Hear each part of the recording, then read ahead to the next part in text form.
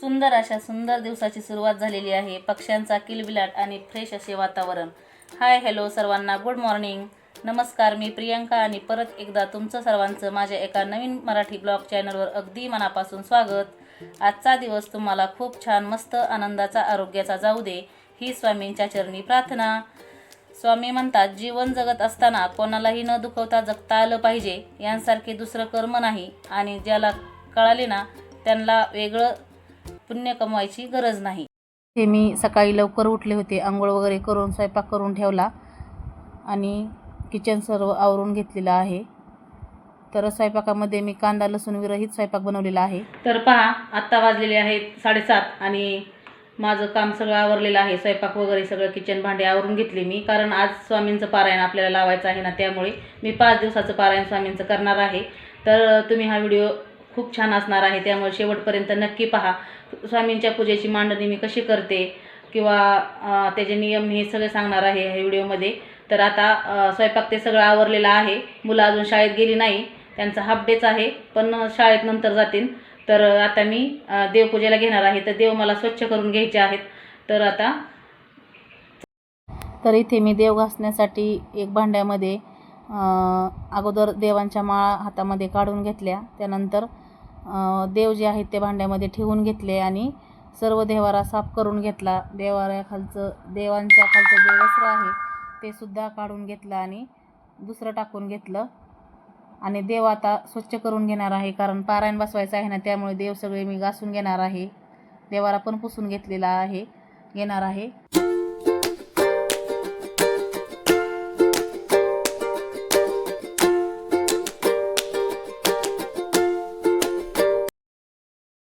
तर इथे मी पूजेसाठी लागणारं साहित्य, तांबे, परत जे देव असतात ना आपले, ते सगळे मी पितांबरीने थोड्या वेळ पितांबरी लावून ठेवली. जास्त घासायची नाही, तर मग आपल्या देवांच्या मूर्तीचे ना झीज होते.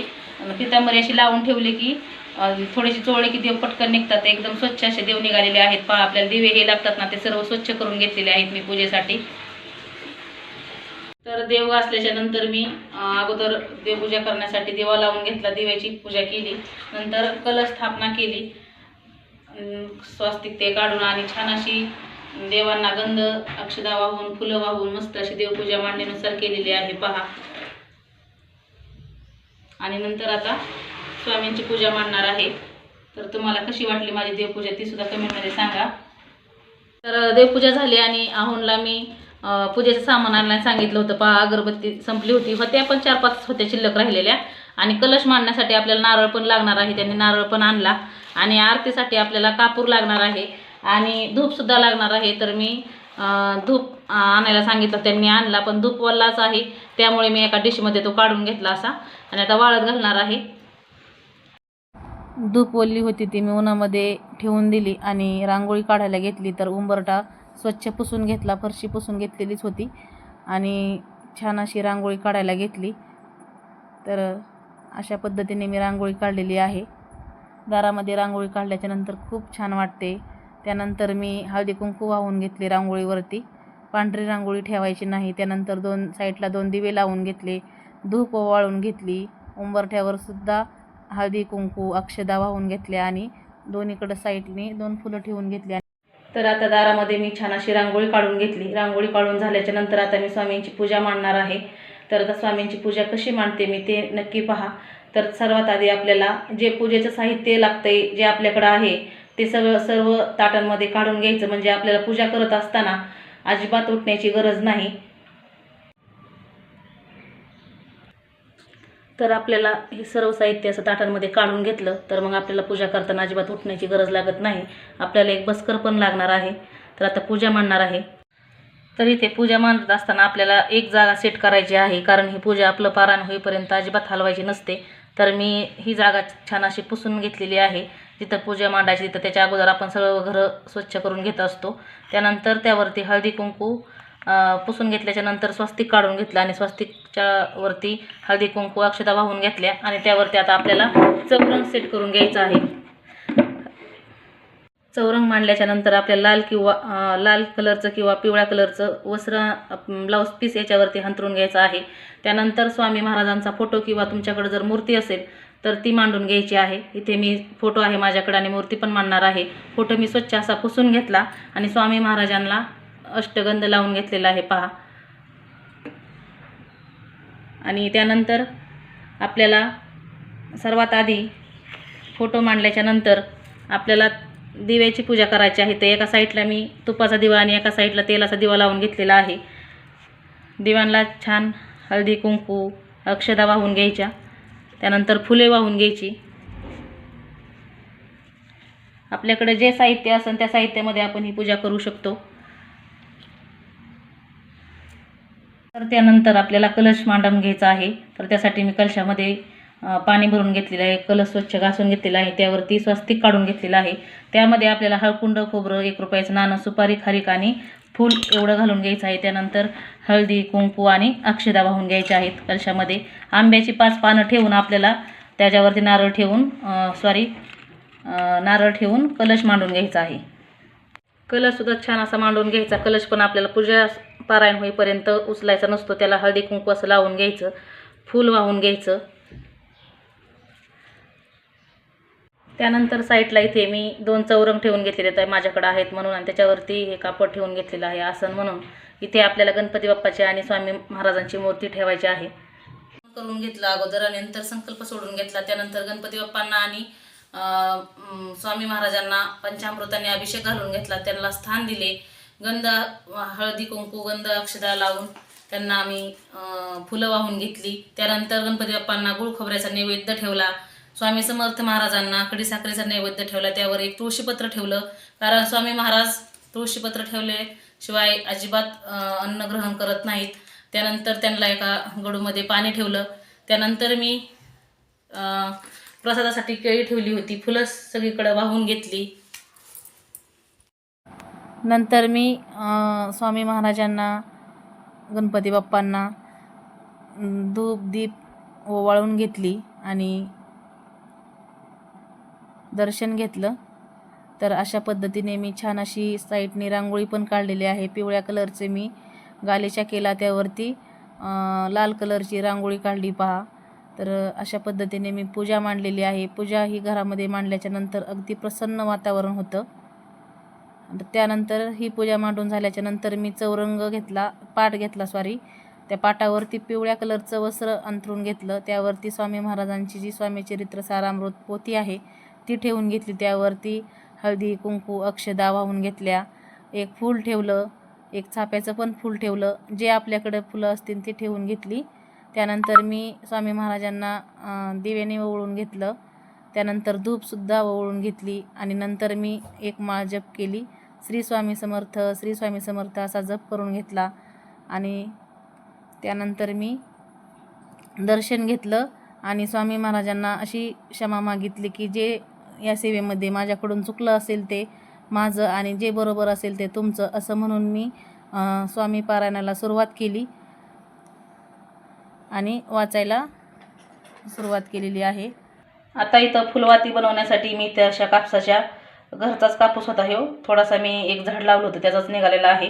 तर असा पिंजून फुलवाती करून घेतली हातानेच. 2 कापराच्या वड्या घेतलेल्या आहेत आणि 1 चमचा मी वनस्पती तूप किंवा आपण डालडा म्हणतो ना ते घेतलेलं आहे. आता हा कशामुळे घ्यायचा ती पुढे सांगते मी. आणि तूप घेतलेलं इथं आहे, गावरान पद्धतीनं आपलं गावरान तूप घेतलेलं आहे. आता कढई लागणार आहे आपल्याला, गॅसवर बनवायचं आहे. आणि हे माझ्याकडं वाती बनवायचा असा ट्रे आहे. एकदम छान अशा फुलवाती बनतात पहा या ट्रेमध्ये. तर आता वाती बनवायला सुरुवात करू. आता गॅस चालू केला आहे मी. आता सगळ्यात अगोदर आपल्याला टाकायचं, आपण जो 1 चमचा डालडा घेतलाय ना तो टाकून घ्यायचा. ह्या डालड्यामुळे काय होतं, ज्यावेळेस आपण वाती फ्रीजच्या बाहेर काढतो ना त्यावेळेस वाती अशा आपलं तूप जे आहे ना ते पटकन पातळ होतं. ह्या डालड्यामुळे पटकन पातळ होत नाही, त्याच्यानं तसंच राहतं आणि वाती छान टिकतात. आता यामध्ये आपल्याला काय करायचं आहे, 1 चमचा डालड्यासाठी मी इथे 3 ते 4 चमचे तूप वापरणार आहे. तुम्ही पण एकदा अशा पद्धतीने नक्की ह्या वाती करून पहा. आता हे तूप आपल्याला जास्त गरम नाही करायचं, फक्त वितळून घ्यायचं. आता तुम्हाला किती वाती बनवायच्या त्याच्यानुसार तुम्ही ह्याचं प्रमाण घेऊ शकता. डालडा फक्त आपल्याला जास्त घ्यायचा नाही, फक्त थोडंसं घट्टसर वाती राहते इतपर्यंत डालडा घ्यायचा. 1 चमचा वापरला 4 ते 5 चमचे मी इथं तूप वापरलेलं आहे. पातळ झालं की आपल्याला लगेच गॅस बंद करायचा आणि हे तूप जे आहे ना ते थंड करून घ्यायचं. आता बऱ्यापैकी तूप हे जे आहे ते थंड झालेलं आहे. तर यामध्ये काय करायचं, जे आपण कापराच्या 2 वड्या घेतल्यात ना त्या अशा चुरगळून घ्यायच्या आणि यामध्ये घालून घ्यायच्या. म्हणजे ज्यावेळेस आपण वात लावतो ना त्यावेळेस एकदम असा घरभरायचा सुगंध कापराचा पसरतो आणि एकदम स्मेल आहे ना एकदम छान येतो पहा. आणि थोडंसं असं मिक्स करून घ्यायचं.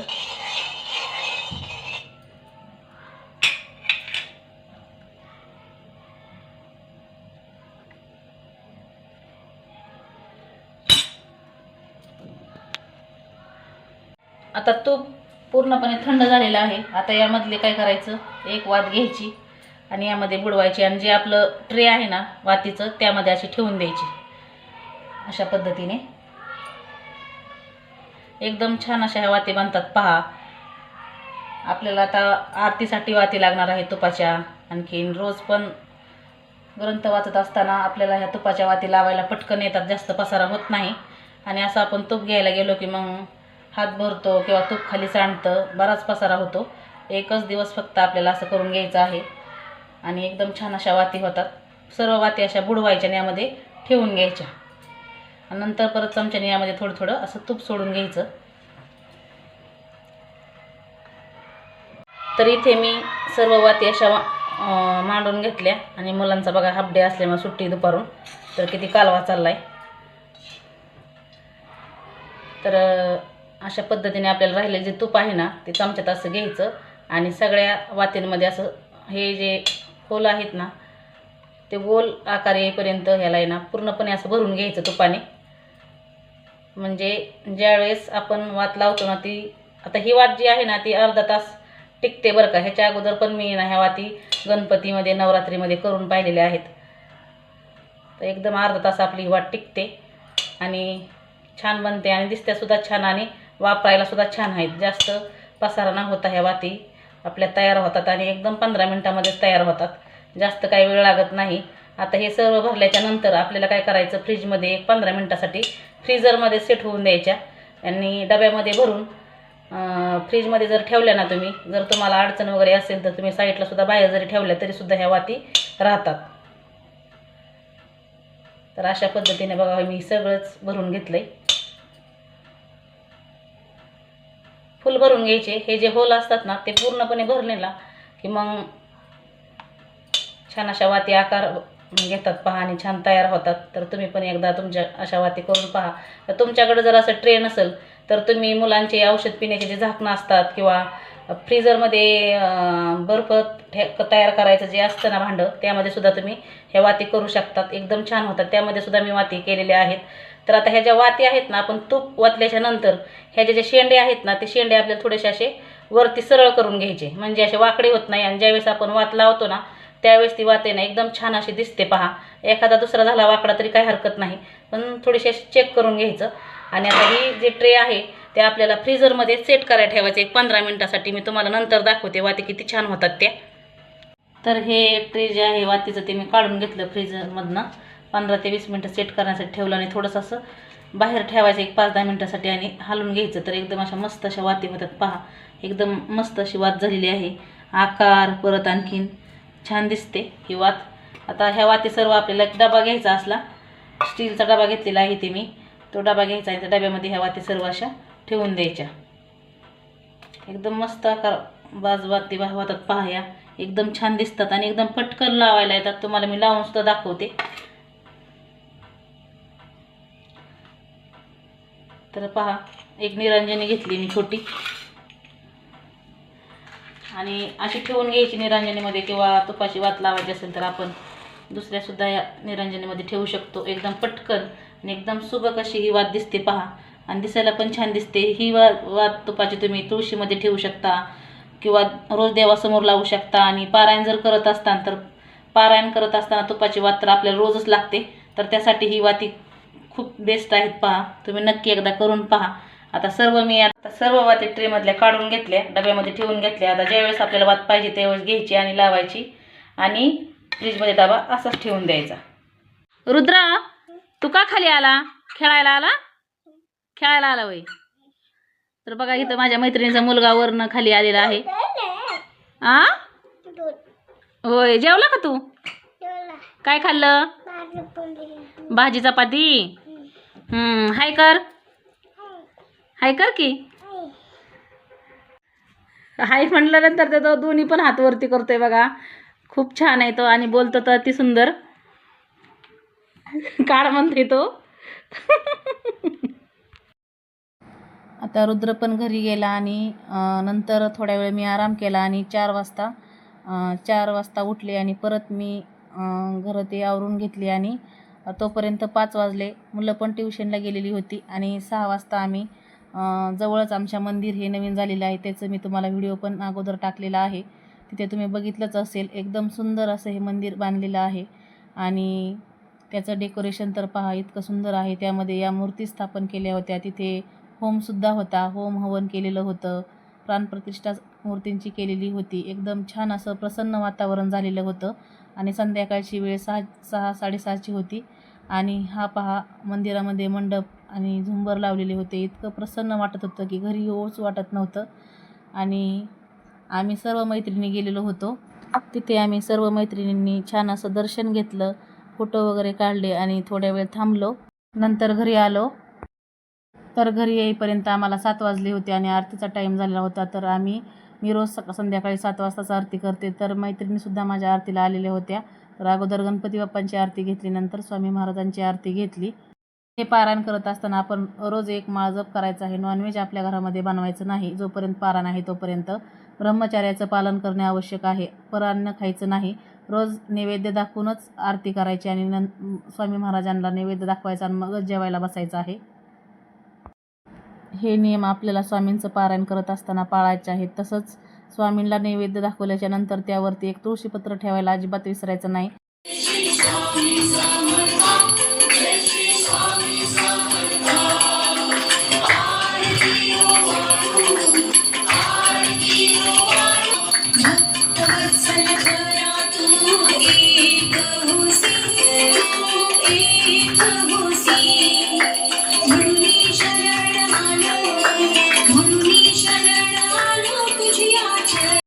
आरती झाल्याच्या नंतर मी स्वामी महाराजांना नैवेद्य दाखवला आणि आम्ही सर्व जेवायला बसलो. तर ताई मैत्रिणींनो, तुम्हाला माझा हा व्हिडिओ कसा वाटला ते कमेंट बॉक्समध्ये नक्की सांगा. माझ्या चॅनलवर नवीन असाल तर लाईक, शेअर आणि सबस्क्राईब करायला विसरू नका, म्हणजे तुम्हाला असे छान छान व्हिडिओ पाहायला मिळतील. तर माझी पूजा कशी वाटली ते पण सांगा. तर अशाच एका नवीन व्हिडिओसह भेटू. तोपर्यंत बाय.